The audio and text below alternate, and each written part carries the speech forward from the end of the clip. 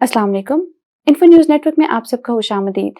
तो नाज़रीन, आज के इस खुशगवार मौसम के साथ पाकिस्तान के मौशी हालात के हवाले से भी एक इत्मीनान देने वाली खबर सामने आई है। जैसे कि हमें पता चला है कि वाशिंगटन इस्लामाबाद के बिहेस्ट पे IMF से नेगोशिएट करने के लिए तैयार हो गया है, यानी कि अमेरिका IMF से पाकिस्तान के मौशी हालात के हवाले से गुफ्तगू नशीद करने के लिए तैयार हो गया है, जो कि पाकिस्तान के लिए एक खुशखबरी है, क्योंकि इससे पाकिस्तान, जिसको $37 बिलियन की ज़रूरत है ताकि वो आइंदा आने वाले साल में अपने कर्जे जो हैं वो अदा कर सके, उसके लिए आसानी का एक बायस है। क्योंकि अमेरिका IMF का लार्जेस्ट शेयर होल्डर है, यानी कि अमेरिका इस वक्त IMF को सबसे ज़्यादा फंड्स देता है, जिसकी वजह से अमेरिका की बात की खास अहमियत है।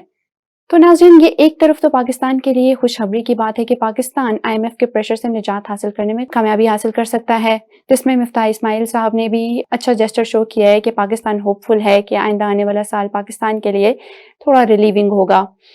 दूसरी तरफ एक क्रिटिकल जंक्चर भी है, क्योंकि एक तरफ हमारे मगरिब के साथ बढ़ते हुए ताल्लुकात हैं और दूसरी तरफ हमारे शुमाल के साथ ताल्लुकात हैं, जबकि हम देख रहे हैं कि मगरिब और शुमाल में बढ़ती हुई टेंशन्स जो हैं वो पाकिस्तान के लिए बड़ी प्रेशराइजिंग सिचुएशन क्रिएट कर रही है। क्योंकि चाइना और अमेरिका के दरमियान होने वाली सिंगापुर में कॉन्फ्रेंस इस बात का वाज़ेह सबूत है कि दोनों ममालिक में टेंशन्स और इख्तलाफात और ट्रस्ट डिफिसिट जो है वो वक्त के साथ साथ इंक्रीज करता जा रहा है, जबकि पाकिस्तान दोनों ही ममालिक का बेहतरीन दोस्त है। तो इस पर बात करना इसलिए ज़रूरी है कि हुकूमत के लिए ये बहुत एक टेंशन वाली बात है और पाकिस्तानियों के लिए भी कि इस सिचुएशन को किस तरह से जो है वो हैंडल किया जाए।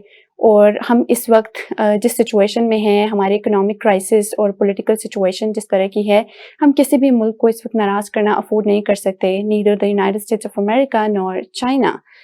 तो उम्मीद करते हैं कि हुकूमत इन तमाम तर टेंशन से जो है वो बेहतरीन तरीके से निकलेगी और दोनों ममालिक के साथ इस्तेकामत कायम करने में कामयाब रहेगी।